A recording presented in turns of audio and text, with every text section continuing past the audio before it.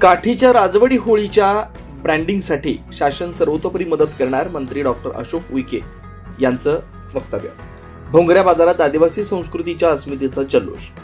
दडगाव इथं होळीच्या पार्श्वभूमीवर भरलेल्या पारंपरिक भोंगऱ्या बाजारातील शोभायात्रेत आदिवासी विकास मंत्री डॉक्टर अशोक उईके यांनी आदिवासी बांधवांसोबत ढोल ताशांच्या ठेक्यावर नृत्य करत सहभाग नोंदवला. यावेळी नंदुरबार जिल्ह्यात साजरी होणाऱ्या काठीच्या राजवाडी होळीच्या ब्रँडिंगसाठी आदिवासी विकास विभागामार्फत सर्वतोपरी मदत करण्यात येईल असे आश्वासन त्यांनी दिलं. यावेळी ढोल ताशांच्या गजरात हातात धाऱ्या शस्त्र उंचावून ठेका धरत त्यांनी घेतलेला सहभाग उपस्थितांसाठी विशेष आकर्षण ठरला. होळीनिमित्त भरवण्यात येणाऱ्या या भोंगऱ्या बाजाराला आदिवासी समुदायात अनन्यसाधारण महत्व आहे. या बाजारात होळी सणासाठी लागणारं साहित्य, पारंपरिक वस्तू तसेच स्थानिक उत्पादनांची मोठ्या प्रमाणावर खरेदी विक्री होते.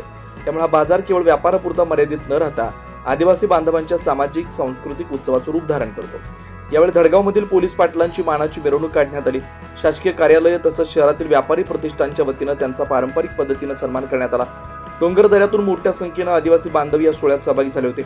आदिवासी विकास मंत्री डॉक्टर उईके यांनी आमदार आमशा पाडवी व आमदार राजेश पाडवी यांच्या समवेत आदिवासी समाजाचे प्रतीक मानल्या जाणाऱ्या धाऱ्या हे शस्त्र हातात घेऊन ठेका धरला. या प्रसंगानं उपस्थितांमध्ये उत्साहाचं वातावरण निर्माण झालं. यावेळी मंत्री डॉक्टर उईके म्हणाले, आदिवासी समाजासाठी दैवत, परंपरा आणि अस्मिता यांना विशेष महत्व आहे. होळीच्या माध्यमातून आदिवासींचा गौरवशाली इतिहास आणि संस्कृती जिवंत ठेवण्याचं काम होतं.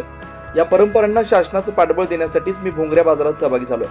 दडगावचा भोंगऱ्या बाजार हा परंपरा, व्यापार, सामाजिक ऐक्य आणि सांस्कृतिक अस्मिता यांचा अनोखा संगम ठरत असून जिल्ह्याच्या आदिवासी जीवन पद्धतीचं जिवंत दर्शन घडवणारा आगळा वेगळा लोकोत्सव म्हणून पुन्हा एकदा अधोरेखित झाला. सर्वांना नमस्कार. नंदुरबार जिल्ह्यातील अक्कलकुवा तालुका काठी येथील होळीच्या निमित्ताने अनेक वर्षापासून आदिवासी समाजाचे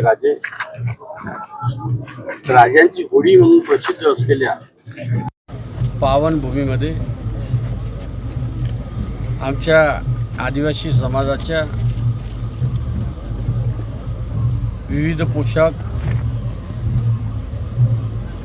व सादरीकरणाच्या माध्यमातून पवित्र भूमीमध्ये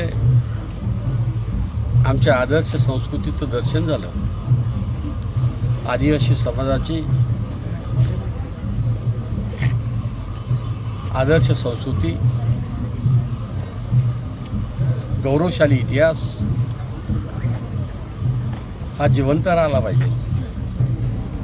देव, दैवत आणि अस्मिता हा आमचं मूळ हेतू आणि उद्देश असल्यामुळे आज काठीच्या होळीच्या निमित्तानं या ठिकाणी उपस्थित असलेल्या सर्व या आदिवासी बांधवांना शुभेच्छा देण्याची संधी मला प्राप्त मिळाली. माझ्यासोबत अक्कलकुवा विधानसभा मतदारसंघाचे लोकप्रिय आमदार माझे बंधू आमशा पाडवीजी,